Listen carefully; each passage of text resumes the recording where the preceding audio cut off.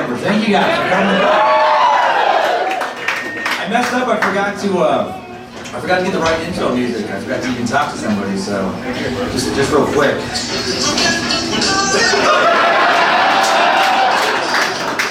Now it feels right. Michael motherfucking McGill. Man, yeah, thank you guys for coming down on Sunday, man. I really appreciate it.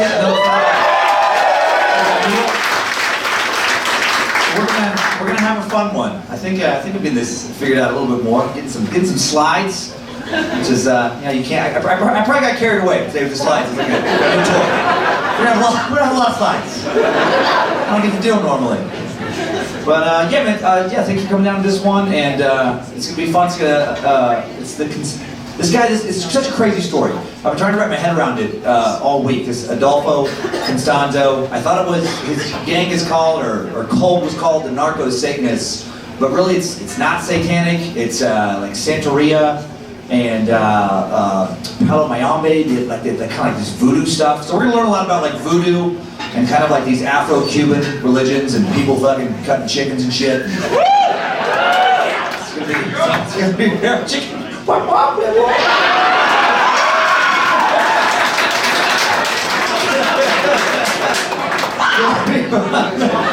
glad you guys like Chicken Joe. That was one of those ones I'm like,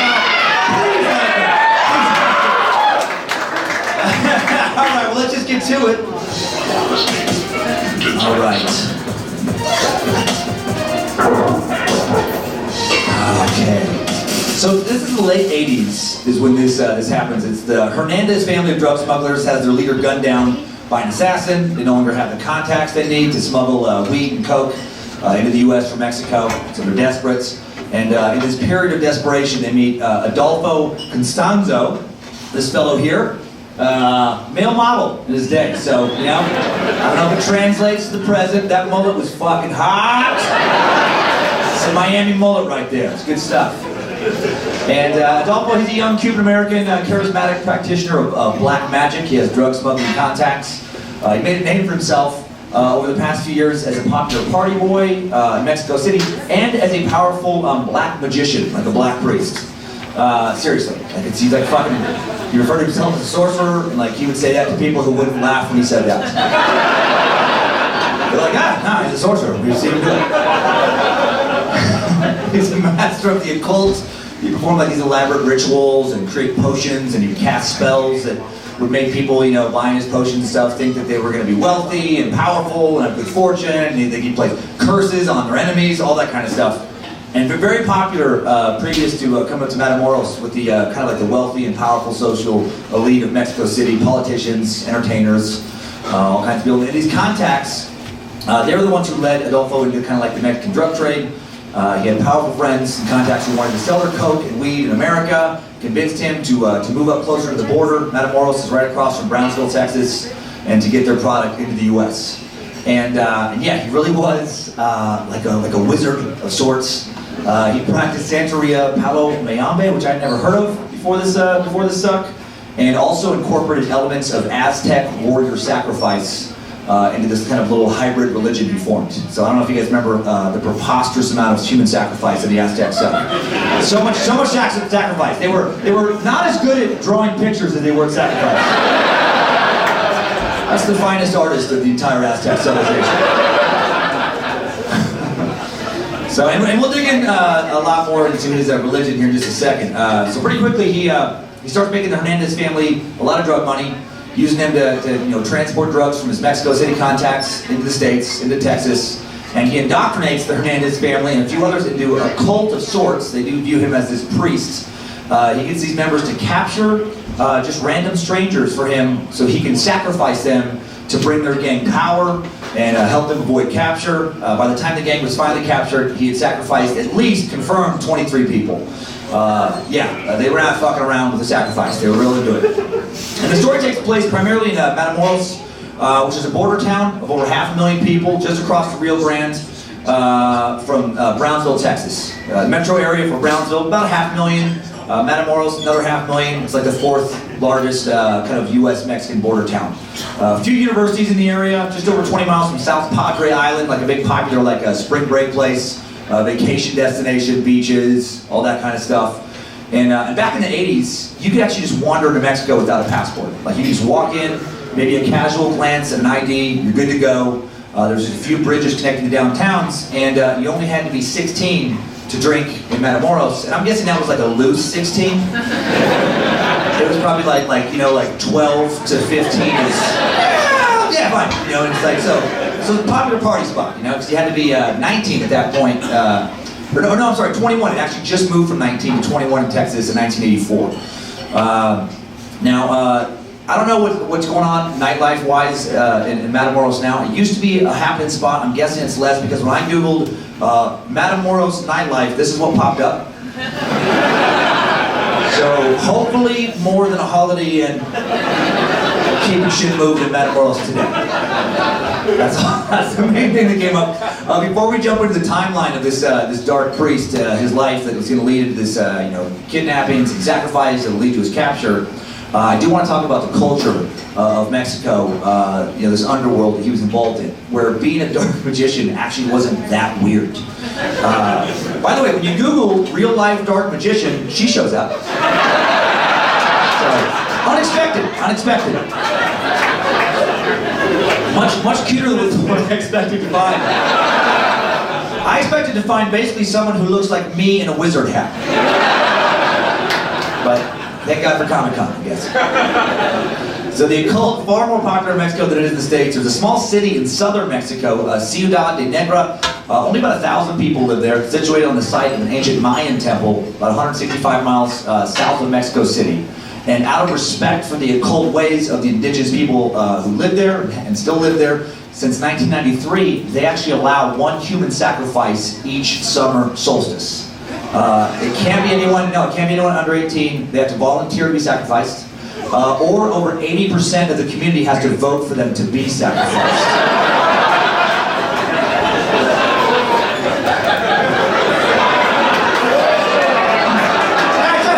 That's horseshit. God damn it! I thought if I fucking was specific enough, I could really sell it. I had victims picked out. I had Esmeralda de Santos. She was sacrificed. I had Jorge Gonzalez, and he's a 53-year-old self-employed, 4-time divorced plumber with a reputation for the town drunk. Okay, all right. But for real, the occult far more popular in Mexico than in most U.S. There's a huge flea market, kind of farmers market type situation dedicated to magic, both good and evil, in the heart of Mexico City today. It's called the Mercado Merced. It's an entire neighborhood that functions as one of the city's biggest retail and food markets. And then within this big market is the Mercado Sonora, an area devoted to brujeria, which is witchcraft. They sell candles, shampoos, soaps, teas, amulets, potions, voodoo dolls, tools for all kinds of spells. The range from, I love they include this, fixing your car, to get a new job, taking revenge on your enemies. I love those three. Would you like to enact some revenge on an enemy, or are you having transmission problems? What's that? I need to know what part of the back store to go to. Here's some of the pictures though, of the stuff they sell. Like for real, this is from that market. That's fucking not creepy at all. So you can buy a basket of skulls, or it looks like candy, or sparklers or something to the side there. Or maybe some garlic. I'll have a garlic. I'll have a thing of garlic and a basket of skulls, and a goat skull. And a little Satan figure. Yeah, that's a little dude you can worship. And those are some, I gotta say, creepy but pretty sweet drawings on the skulls there. They did some good work on the skulls. So that's the kind of stuff that you can get in this market. And there's lots of statues for worship of Santa Muerte, the saint of death. Malverde, the saint of Narcos. I swear I'm not making that one up. There is a saint of Narcos. Jesus Malverde, the angel of the poor, aka the generous bandit. Let me throw a picture up of the cocaine saint.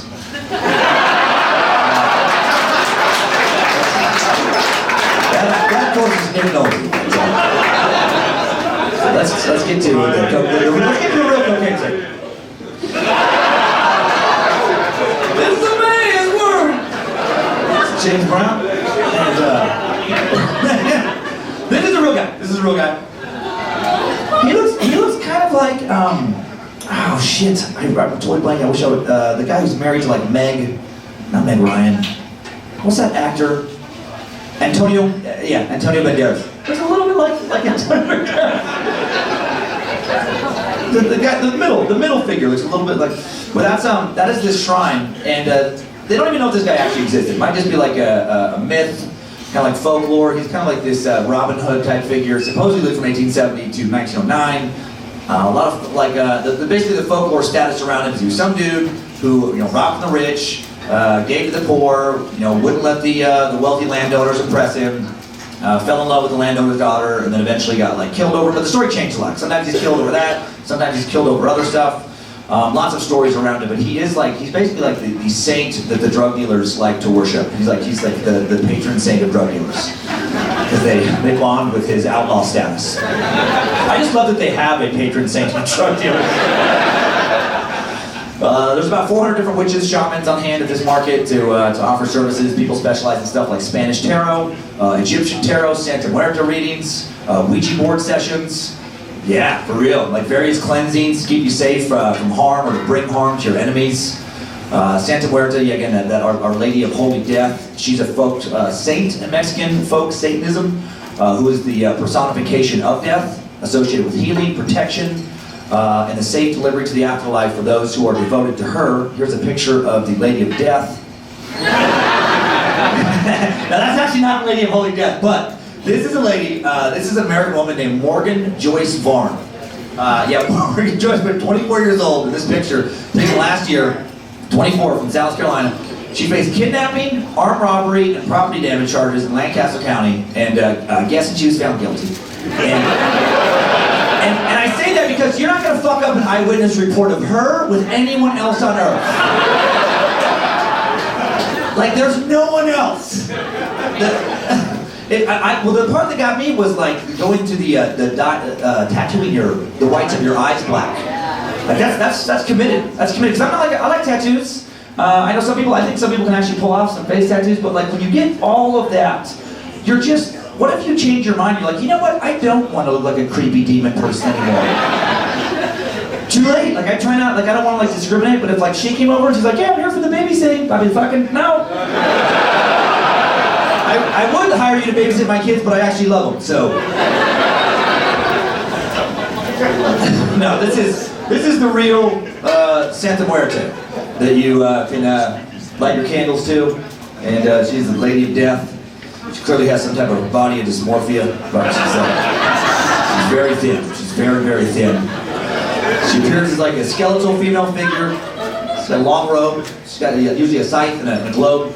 I guess she's not a flat earther. She doesn't have the globe there, but she at least is a fan of the globe.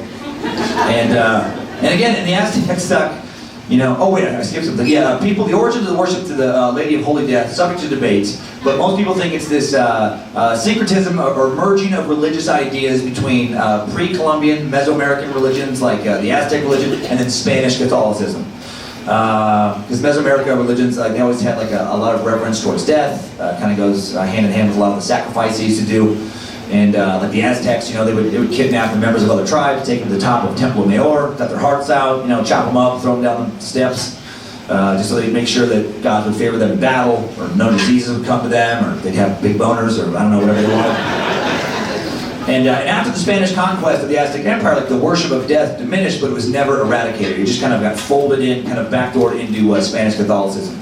Unlike other saints who originated in Mexican folk religion, Santa Muerte is not herself seen as a dead human being. She's associated with healing, as well protection, financial well-being, assurance to a nice path to the afterlife. There's other death saints in Latin America, such as San La Muerte, but Santa Muerte is the only female saint of death in the Americas. And the real center for Mexican witchcraft, I didn't know this before this week, is Veracruz, Mexican state of Veracruz. Just east of Mexico City, the actual state of Mexico. And its witchcraft epicenter is Catemaco. It's a little 50,000 person city. It's Mexico's capital of the occult. If you want later, there is an excellent Vice documentary that'll blow your fucking mind about the weird festivals that still go on in this city. Really wow, that's intense. I'm not a religious person, I'm still god damn! You guys are taking this shit far, that's dark. It's dark. Sorcerers, shamans, witches, priests, religious mystics who claim allegiance to either forces of good or the devil. A lot of devil worship is very popular there. Like openly, they wear like their 666 shirts and Satan figures on their shirts. It's referred to in that documentary as a city of 50,000 people with a sorcerer or shaman on every street corner. People hire these witch doctors to perform spells, place curses, invoke the power of Satan. There was a guy in the Vice documentary who described as a local, respected sorcerer. It took so long for me to not giggle every time they just said sorcerer. Like when I think of like wizard, I think of like this guy. I think of like that actually comes up when you Google old man wizard. And then I Googled Mexican sorcerer and I didn't find one, but I found this lady. Yeah, real lady. She's known as the Mexican vampire lady, and yeah, that's commitment. Her and the other lady should have like a tag team wrestling duo or something. Great villains. No, but here is this priest that I found in the documentary, Reyes Alvarez, dark priest. He has a home that's a shrine with giant statues of Satan. There wasn't many pictures, but you can find a lot of stuff online video-wise. And murals of the Dark Lord. He claims he's able to harness also the spirit of the Apache Indians. And I love this. This is a quote from him. It's just such a weird quote. He says, he can heal your gallbladder or cure any kind of cancer. I think you lead with the any kind of cancer. And then you just drop off the gallbladder. That's not really like equal weight. I can give you the gift of eternal life. Or also make your skin less dry. And a good lotion as well. It's like, nah, man, he's starting hot. And he kind of went, okay. But he holds these black mass rituals. And check out these pics. So here's one. That's people worshiping Satan. And then check out, I just thought this was funny. Did his tongue.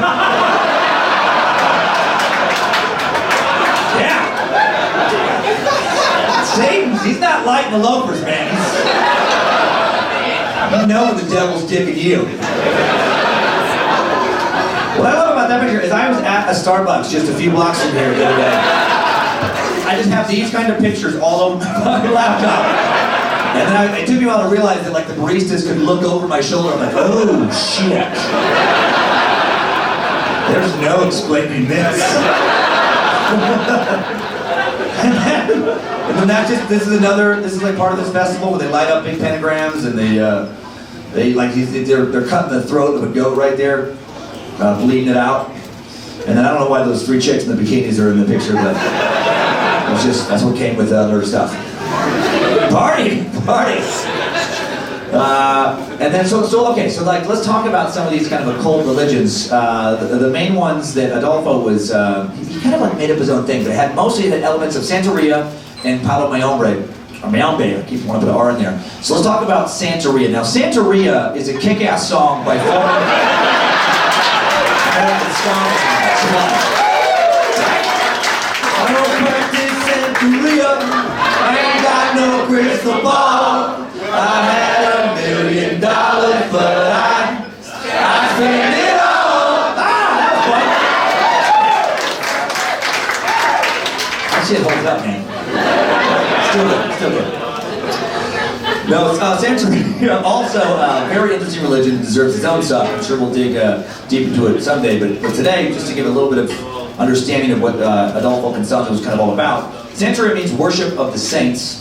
It was brought to the New World by West African slaves, especially the Yoruba people. The Yoruba are an ethnic group primarily from present-day southwestern and north-central Nigeria, central Benin. I should have looked that one up. I'm not confident about Benin. Maybe Benin, but I think Benin. There are over 40 million Yoruba in Africa today, and I looked up, I Googled Santeria priestesses, and I swear to God, these ladies kept popping up. So apparently, cigars big in the Santeria. Now this Yoruba religion holds that all human beings possess what is known as Ayanmo, destiny or fate, and we're all expected to eventually become one spirit with Olorun, this divine creator and source of all energy, like the god of the sun. And then Yoruba, we're all trying to become more and more in touch with our spiritual journey as we move, hopefully towards transcendence. But then there's these various orishas, or minor gods, that a lot of times will just kind of fuck with us on our journey if we don't pay them enough tributes. Like they can help us or they can harm us. And these Orishas very much interact and live in our world. And it's a little more complicated than that, but that's the gist of Yoruba. So slaves who practice Yoruba, they're brought to the West Indies, and then they're brought to like present-day Cuba and Mesoamerica, and they are not allowed to practice their religion anymore, a religion of an oral tradition. They're forced to be Catholic by their Catholic kind of captors, and so they kind of like sneak their religion into Catholicism. It's how like a lot of these like Haitian voodoo, Santeria, Palo Mayombe, like how they they start like they merge their minor gods with the Catholic saints. So like the Yoruba people, for example, they carried with them like customs like trances, divination systems for communicating with their ancestors and deities, animal sacrifice to appease the minor gods, sacred drumming and dance, and then they just melded so they could keep worshiping their gods with the saints. Like an example is Saint Lazarus, Catholic saint, the man Jesus brings back to life after being dead for 4 days. Well, they just mesh him up with this deity called Babalu Ai. Babalu Ai is an Orisha associated with both disease and healing. Basically, you piss off Babalu, and you're going to come down with like smallpox or fucking polio or AIDS or something, and you keep them happy, you'll have a long, healthy life. And here's their. This is the best I could find of their guys. This looks like a fucking Magic the Gathering card, but they didn't have any good. They didn't have any good or Mortal Kombat, yeah. But that's okay. That's the best I could find on the web. And because they weren't allowed to write anything down, for centuries, and to hide this, like this new hybrid religion, it doesn't have any centralized text. Like rituals are transferred orally and in secret from one group of slaves to another, so the rites kind of evolve over time, and it really just becomes kind of loosey-goosey in a lot of ways. Practitioners of Santeria, they do believe that deities are living things. They have the same needs as other beings, and that's part of what the sacrifice is about. Like they're feeding these little dolls and rocks that they think have captured the spirit of the Orishas, and like these stones here. This is someone like they think that like there's deities living in these shells and these stones, and they gotta give them goat's blood and that kind of stuff. Because a lot of times God, when he's thirsty, he's like, I don't fucking want water. Do you have a goat? That's whatever. And then there's Palo Mayombe. Now Palo Mayombe is a type of black magic that evolved out of another West African and then Afro-Cuban religion called Palo. Slaves from the Congo Basin brought their spiritual beliefs to the New World. Same thing, not allowed to express them, and had to kind of like sneak them into Catholicism. Palo actually means stick in Spanish, and it was the word applied to this kind of new religion because of their use of these wooden sticks in the preparation of these little altars they would make, called Nganga. Now here's one of these altars. So this is the dark, that stuff, the Palo Mayombe, there's no good in this one. You're just, honoring the dark spirits to keep them from like hurting you or to have them give you power to like do other things. So it's always a little bit sketchy. A lot of skulls, if I could put spiders and scorpions in there, that kind of stuff. And the beliefs, it's about paying respect to the spirits, about belief in the natural powers of the earth. And to pay tribute to the lesser gods, you create one of these little Ngangas, you sacrifice animals to please whatever Mapungu, which is kind of like a minor god that you're worshiping. You gotta make them happy, you gotta give them, like you're going to war, you gotta give them, a lamb or something. You're throwing a party, I guess you pour some wine in there. And out of this Palo Mayombe, or actually, let me describe it a little more. This is according to palomayombe.net. It says, the differences between Palo Mayombe and Santeria is the religion of Santeria uses the forces of light, and the members of Palo Mayombe use the forces of darkness to achieve their goals and magic spells. They practice extremely strong and powerful black magic. Many members of Santeria avoid being associated with Palo Mayombe. It has its own priesthood, its own set of rules and regulations, which will vary according to whatever house you get kind of brought up in. Because again, it is a little bit like loosey-goosey. And these traditions get mixed up with a whole bunch of others. There's other similar traditions that again get hidden for hundreds of years, and they just develop their own little rituals and rites and stuff. And all these kind of evolve, many involving sacrifice, both to good gods and the devils to get what you want. Haitian voodoo, like a cousin of these. And now that we know a little bit about this, let's get to know Aldofo himself and how his life leads to the Matamoros killings. But first, just before we do, I know this is live, but before we do, A quick word from today's sponsor. This live Timesuck is brought to you by Chikatilo's Wrestling.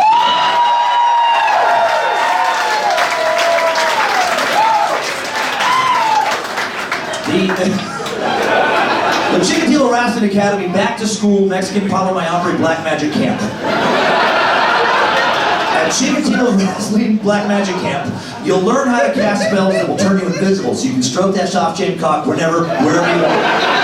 Without being hassled. No hassle with your wrestling. What's this big deal? I like soft cock. Why people bother Chikatilo when sweatpants be worn? Chikatilo hired black magic priest make invisible spell. When one learns spell at camp, you no longer have to hide floppy joy. Yeah. So you sign up, use a Timesuck promo code, and you'll also get a free pair of tickets to see Chicken Joe. Chicken Joe. We're not drawing for him yet. He's giving a speech on the overall benefits of black magic. Just blah, blah, blah, blah, blah. You know, black magic is a mojo feel fresh around like Cadillac on the dice, blah, blah. That was Chicken Joe speak for black magic. It's fine. So now, let's get into today's Timesuck timeline.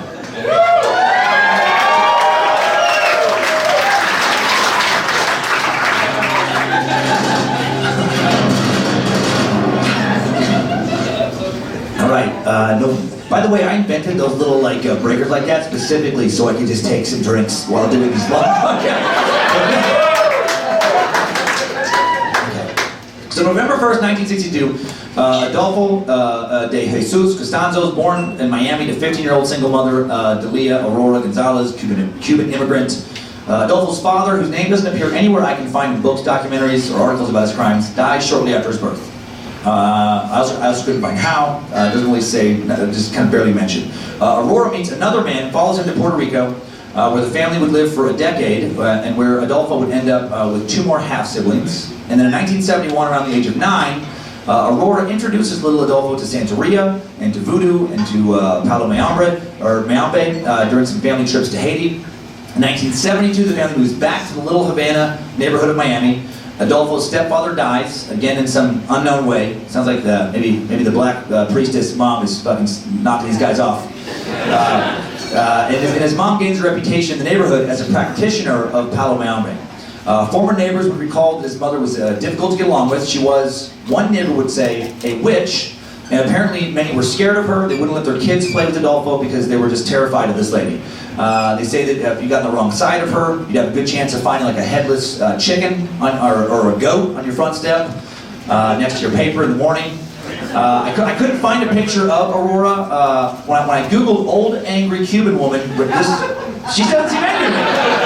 She actually seems very happy. I don't know why she comes up under old angry Cuban woman. But, Galina Torres, whose family lives 2 doors from the Constanzos, said she once found the corpse of a goose out front. She was convinced that Aldolfo's mom put it there because they had some dispute. And I just think, can you imagine how annoying it would be to have a neighbor like that? You get in some little scuffle and you walk out and there's 7 chicken heads on your... You're like, God damn it! Aurora, would you please stop going to fucking chicken heads? She's so... Yeah, she's so... But others report the streets were often littered with, random carcasses of different animals, and so she was committed to this, and this is what he grew up in. And then 1976, around the age of 13, she places Aldofo under the tutelage of a local Palo Mayombe priest. Mother also remarries while Aldofo was in high school, and his new dad is involved in both the occult and in drug dealing. He watches this priest who trains him, his padrino or godfather, get rich off of offering magical protection to local drug dealers. And then around the same time, Aurora would later recall that her oldest son, Aldofo, would start to display psychic powers.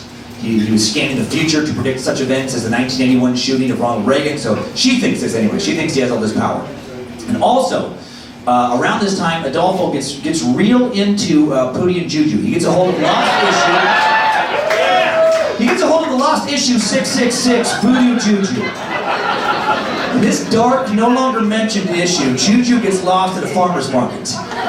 Ends up in a Palo Mayombe booth after spotting some chickens when Juju was just trying to find a place to buy some cage-free organic eggs.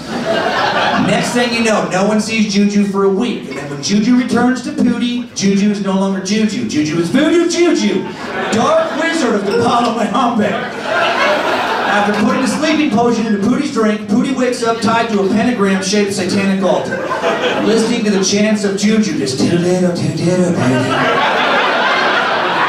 little, Pootie.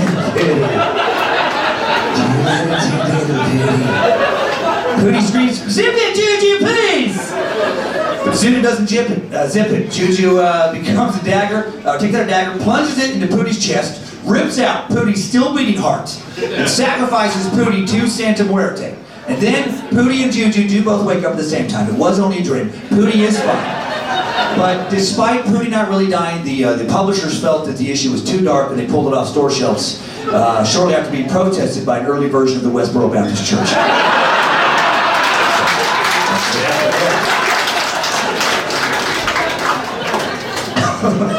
Okay, so back to mid-80s Miami. Aldofo Constanzo, by his late teens, this very handsome guy, he starts getting modeling work around Miami. 1983, the modeling work takes him to Mexico City. Once in Mexico City, he starts making money telling fortunes with tarot cards in the city's famous kind of occult marketplaces that we talked about, that Mercado Merced. And he's handsome, charismatic, well-versed in the lore of Palo Mayombe, Santeria, the language of the occult. And he starts gaining a reputation as a gifted psychic and like a dark sorcerer, and he gets some disciples pretty quickly. Sometime in late 1983, he collects his first disciples, including Martin Quintana, homosexual psychic Jorge Montes, and Omar Araya, a man obsessed with the cult. And then in short order, he actually starts dating both Jorge and then this other lady. He's bisexual, and he's sleeping around with different people, whatever. And he went quick into the fucking your cult members. He went right there. He didn't really wait for it to grow. He just kind of opened right with that. And his reputation as a spiritualist is growing. He's collecting new followers. He's kind of he's making good money predicting the future for people, performing these ritual cleansings, which I did find a picture. This is like a Santeria ritual cleansing. He had the little candles and the idol there up on the mantle. And after doing this, this 21-year-old kind of pretty boy, he makes a shitload of money doing this. His journals recovered after his death documented 31 regular customers, pretty quick in his business over there. Some paying up to $4,500 for one ceremony, and that's $4,500 back in the mid-80s, like early mid-80s. So he's making some serious money. He establishes a menu. They found his journal for like sacrificial beasts. Roosters were $6 a head, goats $30, boa constrictors $450, and then it gets real weird. Adult zebras $1,100. Exactly, like he's a fucking zebra guy apparently. And then African lion cubs for $3,100. Yeah. Which seems cheap to me, I'm not gonna lie to you. Like, the other ones I'm like, yeah, okay, yeah, but then they're like $3,100 for a lion cub. I mean, if I was in the market for a lion cub, I'm like, yeah, that's a great deal. True to the teachings of his mentor back in Florida, he starts going out of his way to charm local drug dealers, helping them schedule shipments, meetings on the basis of his predictions. For a price, he would offer magic that would make dealers and their hitmen actually think that they were invisible, like literally invisible to police, that they were bulletproof against their enemies. Now, this isn't one of his guys, but this guy came up when I Googled, man thinks he's invisible, and according to the article, this guy paid $500 to someone he thought was a wizard in order to be made invisible, and then he went and robbed the bank and was captured immediately. Like he walked into a bank like, yeah, I'm invisible. And they're like, nah, bro, you're right there. So according to Constanzo's ledgers, I don't like how much he looks like me, to be honest. Like a cousin or something. According to his ledgers too, one dealer in Mexico City paid him $40,000 for magical services, rented over a few years' time. By mid-1985, Aldofo is making more and more money working for bigger and bigger dealers, and then to get like stronger medicine, to perform more powerful spells in his mind. By 1985, they started raiding some graveyards to get like human ingredients. They started raiding Mexico City graveyards for bones to put his Naganga, his Palo Mayombe cauldron to perform more powerful spells. And more people started flocking to him. Now he's getting like doctors, wealthy real estate investors, like high-ranking kind of police officials, like really think this dude is legit. Because again, like the culture, this isn't actually that weird. Like there is this world culture of like, no, these people can fucking make real spells, and so they're sorcerers, dude, for real. And, there was at least 4 members of the federal police joined up with him. Were basically members of his cult on the down low. One of them, Salvador Garcia, was a commander in charge of narcotics investigations. So that's a nice guy to have on your side. Another, Florentino Ventura, retired from the Federales to lead the Mexican branch of Interpol, which is an organization of basically international police. Supposed to work together to solve crimes across borders. So another guy to have on your team. In 1986, this Florentino Ventura introduces Constanzo to the drug-dealing Calzada family, and they're one of Mexico's kind of dominant, Mexico City area narcotics cartels at that time. And he wins them over with his charm, with his kind of voodoo talk, and he starts profiting immensely from, putting protection spells out for the gang. By early 1987, 24-year-old Constanzo was able to pay $60,000 cash for a condo in Mexico City, and buy himself a fleet of luxury cars, including an $80,000 Mercedes-Benz. I guess that's a nice car. I'm not a big Mercedes guy, but that's what he fucking got, so. If anybody likes cars, okay. That's a Mercedes-Benz. Sometime around 1987, maybe even a little bit earlier, he wants to kick up the power of his spells again. He really, he thinks this stuff works. And he thinks the only way to get stronger spells is to not just take human remains from a graveyard, but to actually sacrifice human beings in his rituals. And that's when he starts taking people and killing them. Some think the confirmed killings are only the tip of the iceberg with this guy. I mean, there was an outbreak of ritual killings around Mexico City in the mid to late 80s. Who knows how many of the killings Constanzo was behind. And then while he's working for this Calzada family, they become more and more successful. And they think he's the reason, and he thinks he's the reason. And then he gets a little cocky, and then in April of 1987, he demands that he be made partner in this drug cartel. Like he wants more money, he wants more power, and they basically say no, and that was a big mistake on their part. On April 30th, Guillermo Calzada and 6 members of his gang vanish under mysterious circumstances.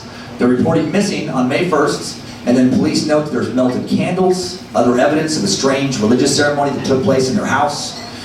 6 more days elapse before officers start finding mutilated remains in the river. 7 corpses are recovered over the course of a week, all bearing the marks of sadistic ritual torture. They're missing fingers, toes, and ears. Hearts and sex organs are removed. Part of the spine is ripped from the body. 2 others are missing their brains. And it turns out like all those parts were put in his fucking cauldron. That was the stuff he would put in his cauldron to make more voodoo. So he kills these guys, and then, never caught, but we're pretty sure he killed those guys. July of 1987, he's introduced to another family of drug dealers, because he's out of work, which kind of happens when you kill your employers. He's introduced to the Hernandez family, which I talked about earlier. They just lost their main contact, so they need a new guy. They're up there on the border, so Constanzo gets introduced to them. This is what leads him to Matamoros. This is downtown Matamoros, which doesn't look poppin' today, but apparently that was a happening place. Those streets were lit up back in the 80s. By the end of July, in Matamoros, Constanzo meets 22-year-old Sarah Aldrete, a Mexican national with resident alien status in the U.S. She's attending college in Brownsville, Texas, and he charms her with his line of, occult talk. And she dumps her boyfriend, ends up dating him, and then he basically names her godmother or head witch, and she joins in on the torture of sacrificial victims. And look, she looks pretty normal. This is a lady who was, fucking chanting and lighting candles and cutting people's ears off and shit, and then, yeah, just makes you wonder about your neighbors. I want you to think about this every time you think you're safe. Every time you're like, no, they'll be fine. We're good. Maybe get your ears cut off. That's the whole point of this podcast. Never feel safe. Never feels nothing. So May 1988, Constanzo's rituals become more and more elaborate, sadistic. He moves his headquarters to this little plot of desert called Rancho Santa Elena, 20 miles from Matamoros. And then there on May 28, 1988, drug dealer Hector de la Fuente and farmer Moises Castillo are executed by gunfire.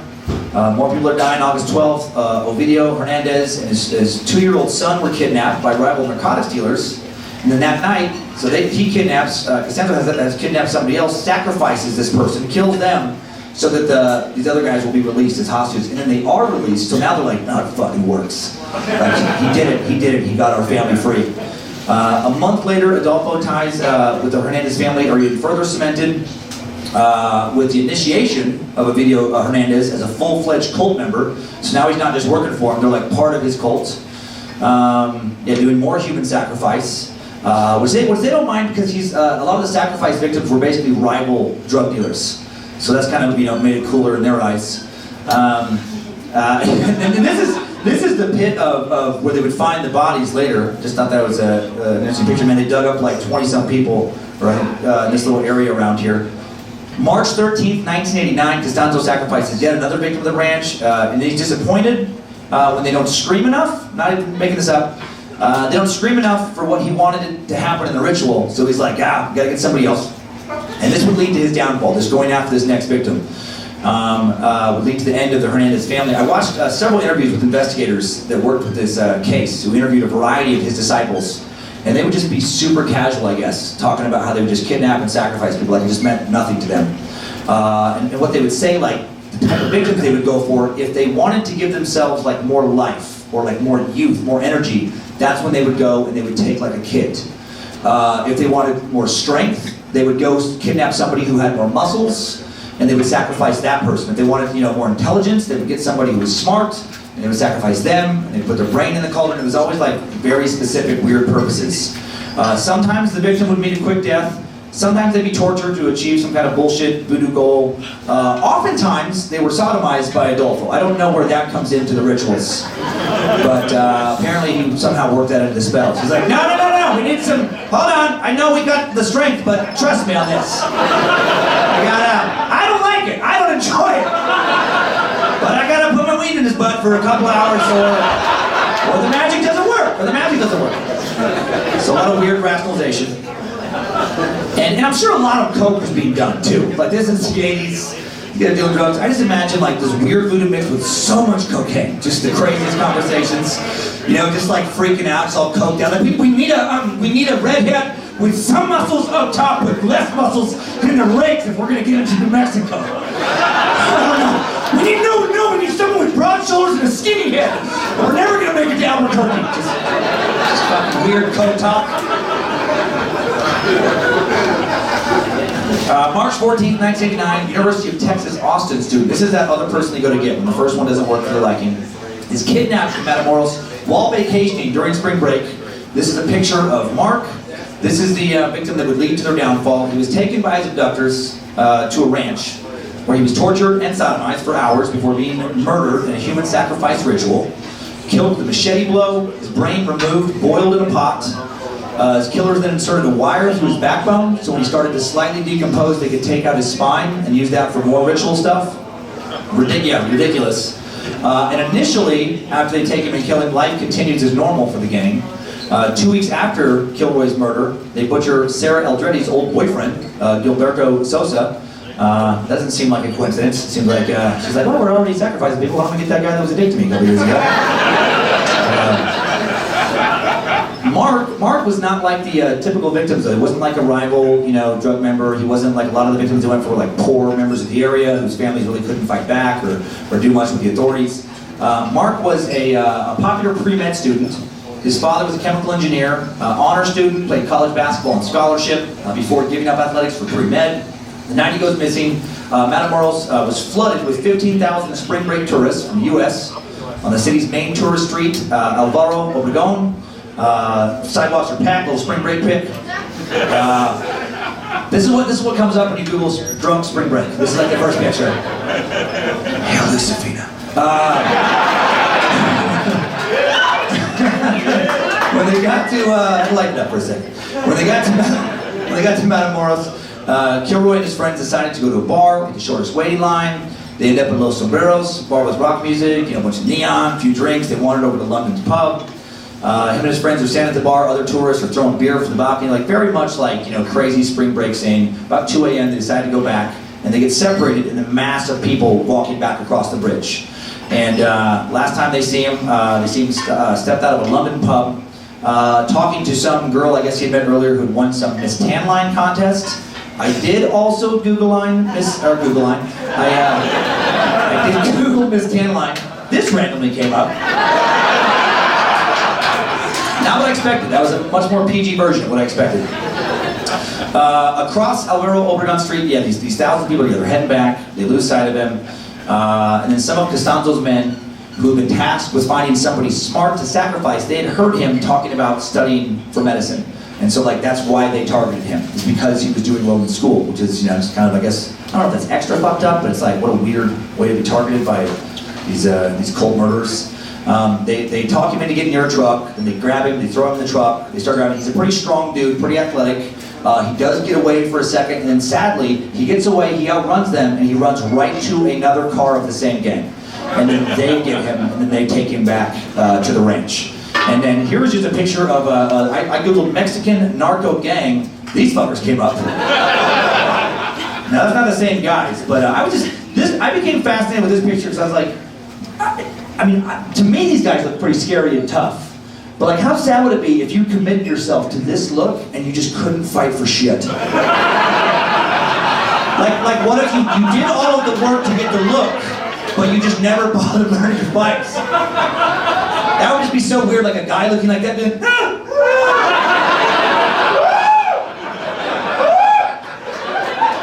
I would love to see that.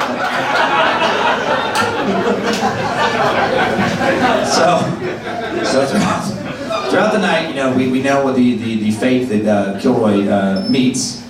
And during the investigation that follows, Kilroy's parents head up to the Rio Grande Valley, and almost immediately, they know that this is not like their son. Like the very next day, circulate more than 20,000 handouts throughout the region. They offer a $15,000 reward to anyone who can help locate their son. They meet with Attorney General Jim Maddox, Texas Governor William Clements, U.S. Senator Lloyd Bentsen, helps assist them on the case. Mark's uncle was a customs official, so he's able to put pressure on Mexican authorities to help them prioritize the case. On March 26, 2 weeks after Mark's appearance, the case is highlighted on America's Most Wanted. So John Walsh gets on there. That was my favorite show for like 2 years as a kid, by the way. I religiously watched that show. It's pretty amazing how many people that show helped catch. I don't have the stats in front of me, but I know like a lot of people were caught specifically because of that guy getting that show out there. April 1st, 89, Victor Cicada, ex-cop turned gangster, he sacrificed at the ranch. And then the spirit message Constanzo receives based on the sacrifice is optimistic enough for his troops to move a half-ton of marijuana. They also dealt that across the border 7 nights later. And then this is when his magic wears off. April 9th, returning from a Brownsville, Texas meeting with Constanzo, cultist Serafin Hernandez drives past a police roadblock, doesn't stop, ignores the police cars that are obviously pursuing him because he thinks he's invisible. He truly thinks he's invisible. He thinks they just happen to be driving right behind him. He pulls up to the ranch, takes him right to where the bodies are, and then he gets out, and the police are out, and he doesn't give a shit. He's like, go ahead and shoot me, I got fucking magic. Like, he dares them to shoot him. He doesn't think he can be shot. He doesn't think anything can happen. They're like, no! And then they fucking grab him. And they put handcuffs, they interrogate him, and then he spills the beans. And then they come back after the interrogation, back to the ranch the next day, and this is when they find that Naganga, that cauldron he had made. And this is the quote, brimming with blood, spiders, scorpions, a dead black cat, a turtle shell, bones, deer antlers, and a human brain. Mark Kilroy's brain. Like, these guys were not fucking around with this stuff. He had a witch's cauldron of spiders and weird shit. Like, it's like about over-the-top horror movie. I didn't really know that this stuff actually happened. Cult members directed searchers to Constanzo's private cemetery. They find more bodies. The hunt for Constanzo is on now. The discoveries of Rancho Santa Elena make international headlines. So now there's sightings of Constanzo reported from as far away as Chicago. In reality, he returned back to Mexico City. He's hiding out in a small apartment with his witch, second in command, Sarah, and 3 other disciples. That's not I'm trying to malign her. She literally did think she was a witch. It's not like me saying like she's a asshole. No, she's a witch. She's a witch. The sorcerer returns to the witch. May 6th, neighbors begin to complain of loud, vulgar argument in Constanzo's apartment. They hear gunshots. Patrolmen arrive on the scene, and then, this was like a weird detail talked a lot about in the documentary, and I think this goes to coke, again, too, like he was doing so much blow, that the police just pull up. They haven't even tried to like look around or anything. The car barely stops, and he starts oozing out the window, which I guess is this is the wrong visual. It'd be more like, you know, like whatever. He just like opens fire before he can get out of the car.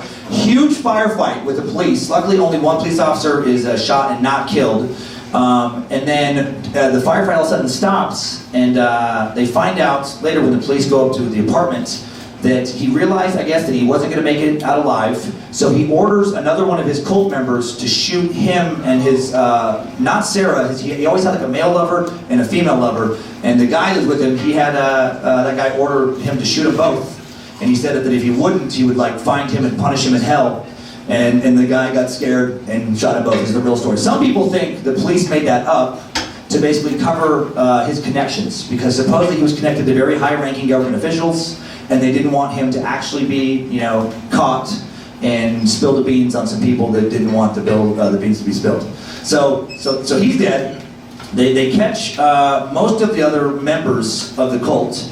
I think like 14 total cultists are indicted on various charges after this. Murder, weapons, narcotics violations. August 1990, the El Dubi guy, who was the guy who shot Constanzo, he was also a hitman. He's convicted of killing Constanzo and his lover, this guy Quintana, draws a 30-year prison term.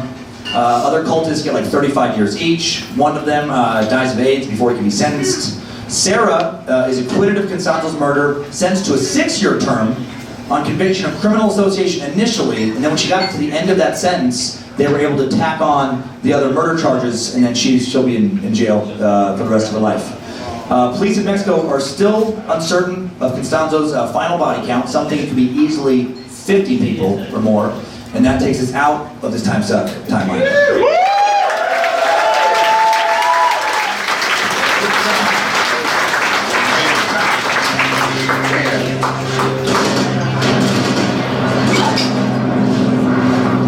Yeah, it's a crazy story, right? Like this stuff actually happened, and not, you know, back in the Aztec times. It is very weird to me that this Constanzo guy is getting up there. I kept thinking about the Aztec thing too, just like the way the world works, where, yes, he was basically a serial killing piece of shit, but isn't it weird how if he would have done that exact same thing in essentially the same place a few centuries prior, he's a heralded shaman, he's a heralded priest, he's an important member of the Aztec hierarchy. Like he probably would have had to chill a little bit on the sodomizing even back then. But if he would have done everything else, they're like, yeah, man, thanks for fucking giving us some power.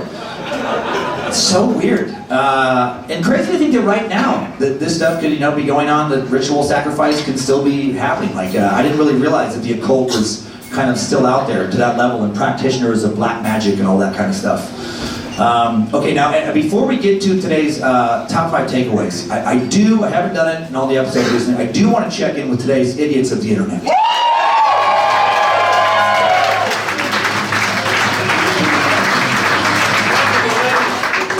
Okay, I looked at a couple videos for this one. First video I looked up was serial killers and cult leaders, Aldofo Constanzo, El Padrino, the black magic, torture, and murder. Under this video, first post, Adrian Lee posts, Satanists and secret societies are the problem. And then immediately under that, 29 Maurice posts, not in the real world, they're not. And I know that they're out there a little bit, but I do love the sarcasm of this, because like, is this stuff happening? Yes. We've just learned, yes, a little bit. But, you know, but it's not happening that often. Like the media loves shit like this. If this stuff was happening often, it would be all Nancy Grace would ever fucking talk about. You know, she'd have her following convinced there was a ritual killing just happening every day in their neighborhood. But, I mean, distracted drivers texting while they drive, which I gotta admit, I'm still working on myself, kill far more people than Satanists and secret societies. Insurance companies denying treatment for people who should get treatment kill more people than Satanists and people doing sacrifices. Right? It's like an interesting thing to be worried about, but not really probably a big problem for most of us. And then this one just really cracked me up. I do understand the logic, but it is kind of funny. Sarah37193 posts, God, how can there still be people sacrificing animals to gods? I mean, how unintelligent are you to be allowed to be in this world? And then immediately Mary Aguirre replies, animals? how the hell can they be sacrificing humans?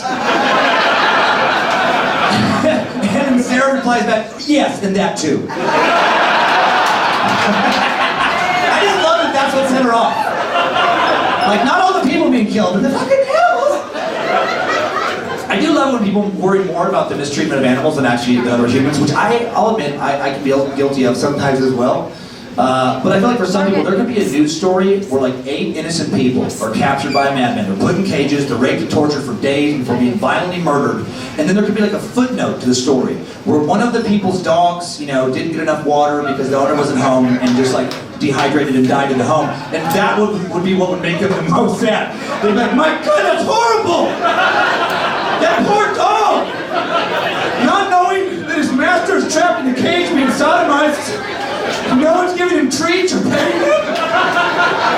I can only imagine what that dog was going through while his owner was bleeding from his rectum. But the dog had to have been so scared while the owner was, you know, his death rattle was pouring out of his human corpse. And the dog's so thirsty.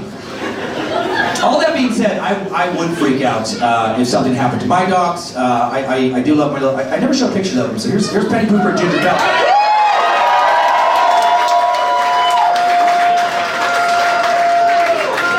They're lesbian lovers. They love each other. They lick each other's buttholes often, and vaginas more often, and they hug sometimes. And so I'd be sad if something happened to them, and I'd also be super sad if something happened to Bojangles.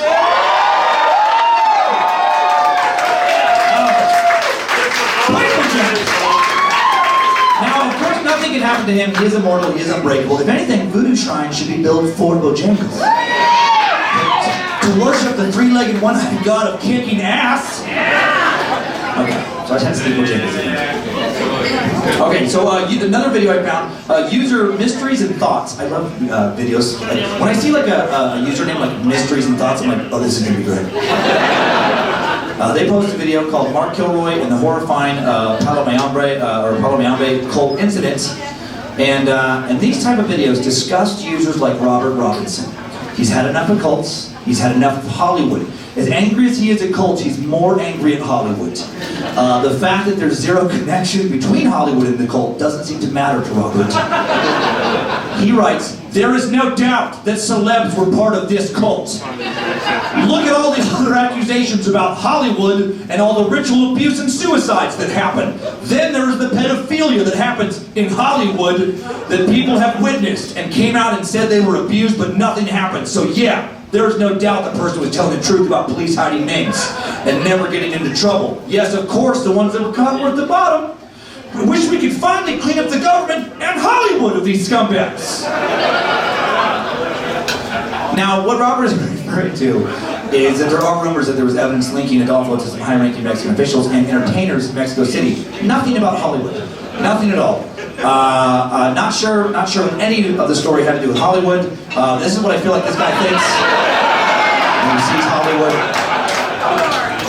I just love when people believe that like Hollywood is where souls are sold to the dead. Like that's how people become famous. It's like, okay, yeah, that's how they become famous. Or they took acting lessons for a long fucking time and had like a parent pushing them from an early age, and they got a couple lucky breaks, and a producer decided they could make money off of them and sell enough, you know, fucking movie tickets to actually make a profit. Like it's business or the devil, or the devil. User Kathy Larson would not have cared for anything I just said. She loves what Robert says. She too is sick of it. She posts, Robert Robinson, I agree with you totally. This stuff goes on a lot today by government, actors, singers, ball players, and everyday people.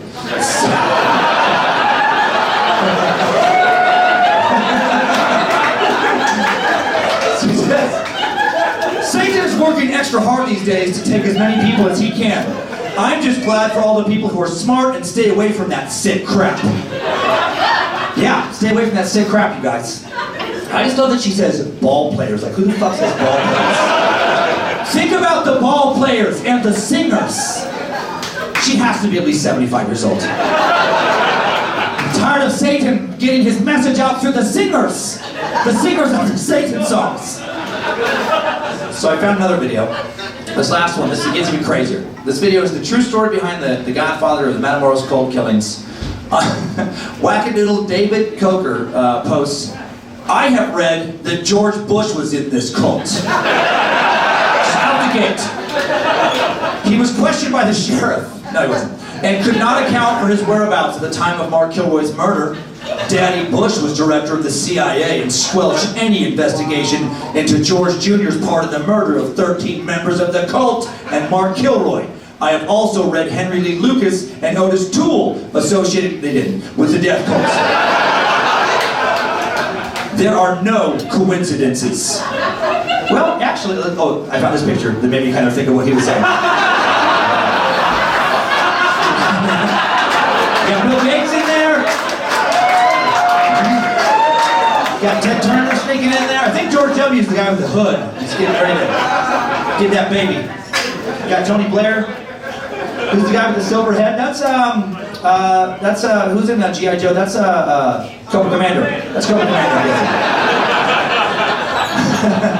Now, I looked into this. There are chat room allegations regarding what David is talking about.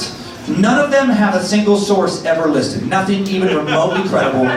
Just rumors that lead back to other rumors. Just a circle of fucking stupid just going around the web. There are such things as coincidences. And where was George Bush this time? Like, I love these people just don't take the time to even look into what they're talking about. He was 43 years old at this time that Aldofo died. He'd been married to his wife Laura for 12 years, had twin daughters, Barbara and Jenna. They're 8. In 1988, he was living in Washington, D.C., helping his dad run for the fucking presidency. In 1989, at the end of this, he bought the Texas fucking Rangers. Pretty sure his accounts were, pretty solidly, people knew where he was. People knew where he was. His whereabouts were known. He was not helping people sacrifice other people in Mexico so he could make a little bit of coke money. He has oil money, the real coke. He doesn't need the power. Michael Castle replies saying, I've read the same things and it's such a coincidence, right? Where there is so much smoke, then there is fire for sure. Good job, Michael. You and David both read the same chat room accusation. By someone, written by someone just as dumb as the two of you. I hope you fuckers have kids. I hope you vote. I hope you raise big families and just keep spreading your idiot seed around the world. Thanks for never taking the time to develop any critical thinking skills whatsoever and just be another couple idiots of the internet.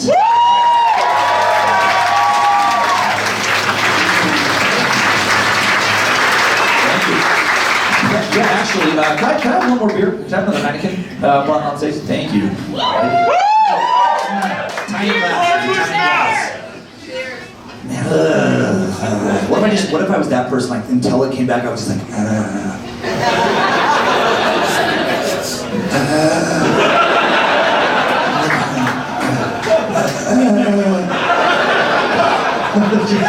just an idiot.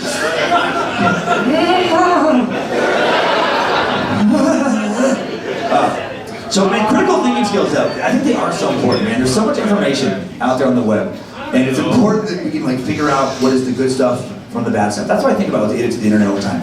And the only thing you have to do really is just, like, look into it, like, 2 clicks. Within, like, 2 clicks, it's almost always revealed, like, oh, okay, that's possibly legitimate, or, like, get the fuck out of here. But people, they don't want to do the 2 clicks, they're like, George W. Bush is in the Satan cult in Mexico! I read a pamphlet one time. That's right. Yeah. Now, and what I like about our group here is, I do make a real effort, and I think more so as it goes forward, to try not to be too slanted about presentation. And I love that you guys fucking call me on my shit when I do. That's one of my favorite things about the cult stuff. Don't let each other get away from that bullshit. When I start pulling something out of my ass, you guys are like, I was thinking about that phrase too, by the way. That's a weird phrase, pulling something out of your ass. Where did that even come from? Who's pulling anything really out of their ass? I would think pushing stuff into your ass, I guess. And it's weird that they're pulling stuff out of your ass. Oh, thank you. Thank you very much. Appreciate it. Now what if I was like this weird, like, I don't,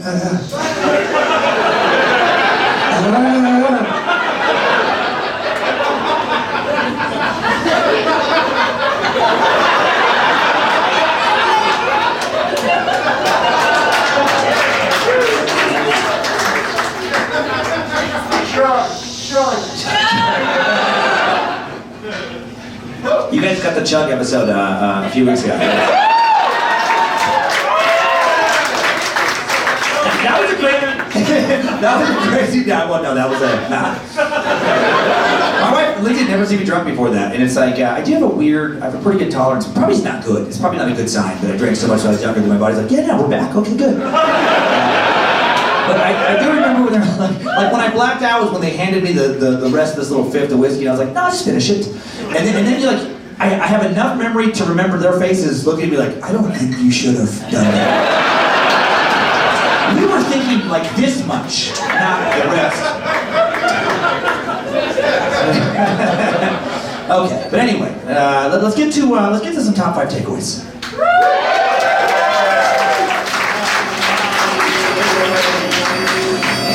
Okay, so number 1, we'll be on Santeria, its dark cousin, Palo Mayombe, and other similar American religions associated with voodoo and the occult, born out of the merger of West African religions and Catholicism, when African slaves had to pretend they were paying tribute to Catholic saints when really they were still worshiping African gods. Number 2, there are still places in Mexico today where the occult is very much alive, magic-based religions, like the Mercado Merced, Mexico City, and Catemaco, where black masses are still held.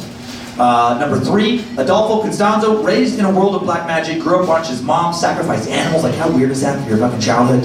Watched his mom try to curse people. He was taken under the wing of a dark Palo Mayombe priest when he was just barely a teenager. Number 4, Aldofo Constanzo convinced drug dealers that his black magic spells were so powerful they could literally make them invisible to authorities. And he was so convincing that some of the dealers, actually thought they were so invisible they just led the police right to his hideout.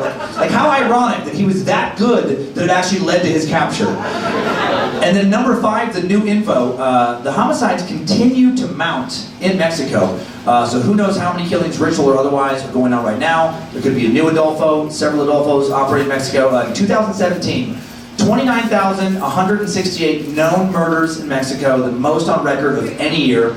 21.5 murders for every 100,000 people died in 2017.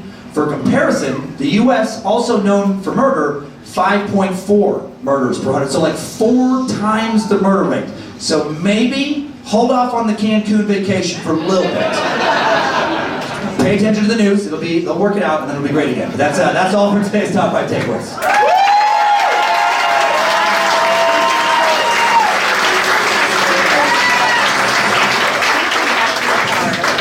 Now we got some time here just to talk about things. Let's do just like some questions and stuff. I know you guys want to ask some different things, have questions. Who has? I feel like there's excitement over there. The first question. Now I can still see you behind the guy with the hat. I gotta take these off. These are just for reading. So what do you want to ask? You two new ones? Do you have a question for her that you feel like she would want to ask? Not yet. Okay, anyone have a question to start with? Yeah, you. Now the machine gun preacher, I actually don't know that story. Who's the machine gun preacher? A guy named Sam Childers. He's a heroin dealer and like this manhunter Tony in Wow. Machine gun preacher. Okay, we'll have to make sure that's on the list. That sounds fascinating. Okay, some of you guys, yeah. Anybody else have a question? Over here, you. Yeah, the video thing, that's a great question. Actually, we're working on that now. I'll get you just a bit, man, for sure. Yeah, the video, you guys, and thank you guys like the Spaces or two who contribute, like we're pouring that back in. Really appreciate it. And we're just figuring out, what equipment will be the best as far as like, cause there's that weird stuff with like 4K, you're doing long episodes where you don't want to eat up too much storage and make it like take too long, but we're figuring out the process. And I don't know how long exactly it'll take. We're still finishing up. I just got be doing tons of beta tests on the app, and then finally the version will come out in probably this week, the next version. But yeah, we're gonna set up like a little camera thing so that we can record all the shows to have on YouTube for people who prefer to watch it. You can see me doing a lot of like,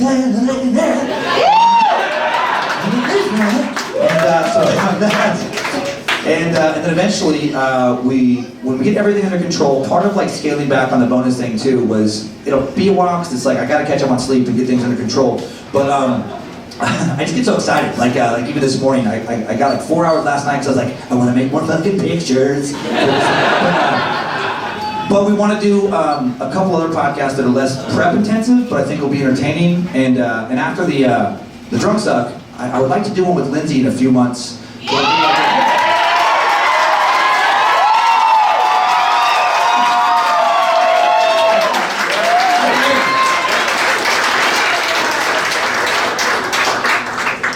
Who fucking was that? No, but yeah, we want to do a horror-based one where it's like she gets very scared, she's very jumpy. She was actually watching American Horror Story back there earlier tonight, and she's screaming. So we're gonna do one where we record in the dark, candles, always in the dark.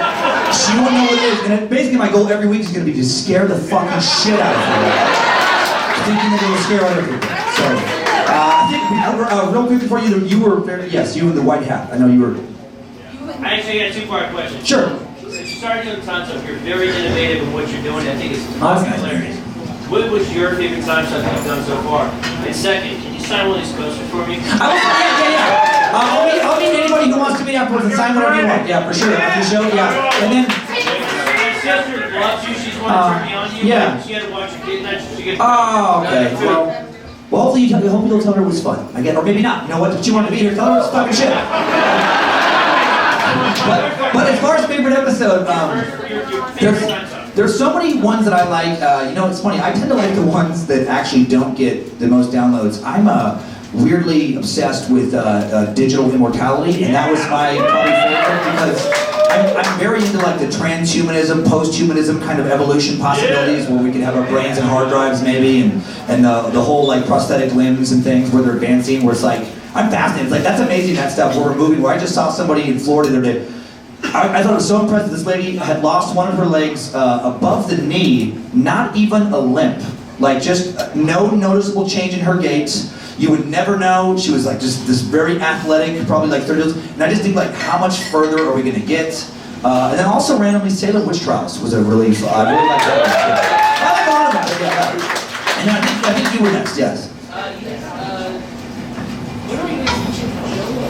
Oh, Chicken Joe, I don't know. We'll see if Chicken Joe survives for a few months. He's, you know, we'll test him out, see if people get sick of him or not. Oh, he's gonna make it.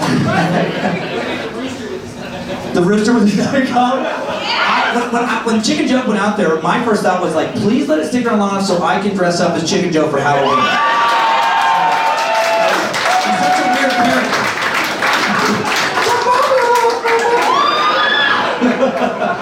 Yes, yeah. When did Bud Dwyer hit, and what have you looked into so far? Oh, on Bud Dwyer, I have not even, well actually, Heather Rylander, who helps with the initial prep, some other people do too. She has already started, I believe, on the Bud Dwyer. I know a buddy of mine, Pat House, who's a comic who opens up at a lot of the stand-up shows I do. He lives in Pennsylvania, and so he remembers that story going down. And that was one of those ones where I'll be honest, when it first started getting voted up by the Spacers, I was like, I don't like it. But then I looked into the backstory that leads up to why he made such a dramatic decision. I think that's going to be the interesting part of that story. But I'll start on that probably tomorrow night. Yeah, start digging into that. And then I think you're ready, right? Did I see you ready? Yeah. I'm so excited, but I have a ton of love and respect. That's nice. Thank you. That's nice. That's a good. You know, I'm a real person. I know, people say it all the time, it's like, I never look like how they think I'm supposed to look, I don't think. Right? Yeah, so just like a voice in the darkness, but it is so fun, like, doing this, like, I have so much appreciation for you guys, because I always felt like a weird outcast where I liked, always very curious, liked certain academic subjects, but I found myself surrounded by people who seemed to like those things, also didn't like my irreverent sense of humor, so I felt like, how do I find both? How do I find people who they like to learn, you know, like to have intelligent conversations, but also don't mind, you know, me talking about Chicken Joe fucking slapping his dick around town. I didn't think that was out there, so it's been very rewarding that way. And in the back, yeah. What's your main source for research? Main source for research? Yeah, you know, Google, it changes a lot. What I've gone to is like, just for like having the tabs open, Amazon Kindle is handy. I mean, any of the e-readers. But I like to have, I try to find basically a primary, or like the main source will be a book usually. And then oftentimes like a book accompanied by a documentary, if there's one of those in existence for it. But I try to have the book, and I just basically base it on like Goodreads and Amazon. I look through the reviews, and if it seems to be like legit, well-reviewed, by both peers and people that I'm like, okay, I feel like I can trust this. And then I use the articles to reinforce what I think the book says. Because sadly, there was all that talk of like, people can laugh it off about like fake news. It is really fucking hard to find like the real story. It's very frustrating. There's so much slant. It's just, you're like, journalists, you know, just blatantly either being lazy or lying is very frustrating. Oh yeah, did I get, oh sorry. Yeah. Worst book I've ever read. Yeah. You know what? Not worst as far as content. The content was some of the best. But sometimes people who are more historians are not good at like creating like a riveting kind of narrative.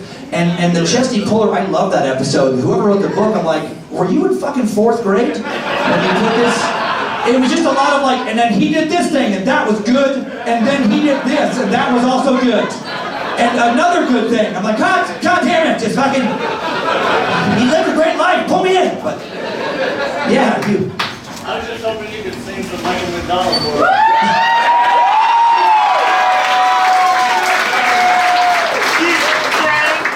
I keep forgetting we're not in love anymore. I keep forgetting things will never be the same again. I keep forgetting how you made it so clear. I keep forgetting every time you're near.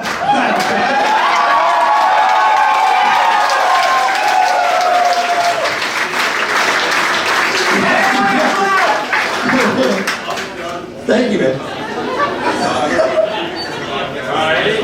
Yeah. Favorite podcast? You know, it's, I mean, Lindsay can attest to this. I have a really, yeah, Tom and Dan, man, BDMs, yeah, and I love those guys. They're like the podfathers to me. But actually, I have a very, very bad attention span. Like, Lindsay can attest that she's very frustrated. Like, in conversations, I'm like that person that if anything happens in the peripheral, I'm like, what? Like that one cartoon, like Up was like, squirrel. Which is, so it's, I tried to do podcasts, but I can't research and listen at the same time. But when I do, actually, even though I'm friends with them, I do think they do an amazing job at Small Town Murder. I like Jim's research, and you know what, this would surprise people, but a really left field one that I really like is called Big Magic. It's only done a few seasons. It's Elizabeth Gilbert. She wrote a book called Big Magic on like how to live an artistic life. And it's a beautiful book. And it's just a beautiful message she has about like, don't worry about expectations for what you do. Like, do what you love, do the best job you can, and then just fucking let it go. And and she kind of interviews people who are struggling artistically in each episode, and it's really inspiring. But yeah, it's oh yeah. I found you through fucking Brad Beach. Oh yeah. When am I coming back? You know, I gotta reach out to those guys. There's a story I told on that I'm embarrassed by. Every once in a while, you forget what you said. Well, I'll tell it. This is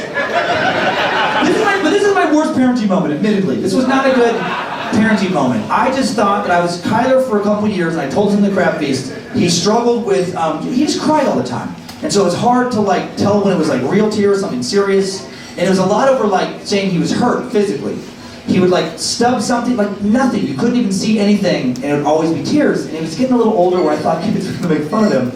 And again, I'm prefacing this saying, I know this was dumb in hindsight. But to show him that you can have mind over matter with pain, I sat down and took a knife out and cut into my arm. And demanded that he look at me while I cut into my arm. So that he could see that I didn't register pain while it was bleeding. And then Lindsay was like, what in the fuck are you doing? And I am embarrassed, and that was not a good decision. But it happened. And I talked about it all night. Yeah, you make mistakes. Yeah. Are you going to attempt to do another Timesuck with Tom and Dan? Oh, do another Timesuck with Tom and Dan? Oh, because the one gets messed up? Yeah. When I go back to Orlando, I'm sure we will figure that out. Because it was, I mean, it is a bummer. It was so much fun. It was so much fun to do with their energy. They're exactly who they are on the podcast, which I admire. They're just those guys. They're really solid guys and so helpful. It's a weird business that way where a lot of people hoard their contacts, hoard, and they don't want to help anybody else because they're afraid it'll like take the place of their success or something. Tom and Dan are like, yeah, just take it. Just to like a weird level. Where they're like, no, man, we just got some advertisers. Big, why don't you just use them too? And I'm like, but then what if they don't use you? He's like, no, it's fine, whatever. You're gonna go bankrupt. Yeah, a couple more before we head out. And I'll be able to talk to anybody after the show too and just say hi. And I guess we have some old kind of like yard sale, like some of the stuff that went out of stock on the online store. I think we have some, but I don't know what we have. Let's see. Yeah. Oh, sorry. You know, I'll do him and then you. Yeah, sorry. I actually have a couple questions. Sure. One, will you do this is not happening for everybody so they know? And then two, was it honest? Oh yeah, it was honest. This is not happening. I'll say it like you can watch the whole thing on YouTube. I had never done LSD before. I'd always wanted to. And that story is totally real. And actually weirder, they cut out certain things after the story. But basically, I had like a weekend free. I didn't have the kids with me. I'm like, you know what? I don't want to not do these things before I die. And again, not saying this is a great decision. But I always loved Fear and Loathing in Las Vegas, and so I went to Las Vegas with the intention of doing every drug I could get my hands on. Not a great decision, but it happened. And not safe. Not safe. No, not safe. And so we went there, and we really did. We eased into the night with codeine and weed and alcohol, and then we took one hit of acid, went and played some poker, it started being fun. So then we took another hit of acid. More fun. Then we took the rest, which was 2.5. We divided on 2.5 more hits each, and then I went into fucking hell for several hours. And not fun. That was not fun. But then the part that cut out is I was so committed to that night. Once I finally pulled my head out of the acid, I'm like, now I need to do a bunch of blow. So then after that story ends on YouTube, I'm snorting way too much coke off literally a toilet seat in a Vegas nightclub bathroom. Jump into a car with strangers and end up at this weird pool party where we do ecstasy. Then we end up in a sauna where I swear to God this happened. It was one of the weirdest moments of my life. It wasn't a cranked up sauna, but what was weird about it is I'm sitting there and I have like swim trunks on. And I'm sitting there with two other people, this man and the woman who are both completely naked. And we're talking about nutrition. She was weighing, so after all that, we're talking about protein bars while he is aggressively fingering her. As if it's normal. And I was so happy to not have so much acid in my head. I'm like, this is better than it was earlier. This feels better now. So yes, that was real. Not recommended, but yes. And you, last one. Ivan the Terrible, have you heard of him? Ivan the Terrible? Yeah, absolutely. I will definitely do him because I like that, like with the, he falls into that. We've done so many randomly, like the Russian episodes, which I never thought I would fall into so many of them, but I love doing them. So yeah, Ivan the Terrible, absolutely. What group? He was one of the, First Tsar of Russia. Okay, yeah, no, absolutely. I love that stuff. I'm glad that those episodes do well, because I like Alexander the Great, those kind of like old, like Cleopatra, like the older stuff is fascinating to me. And thank you guys so much.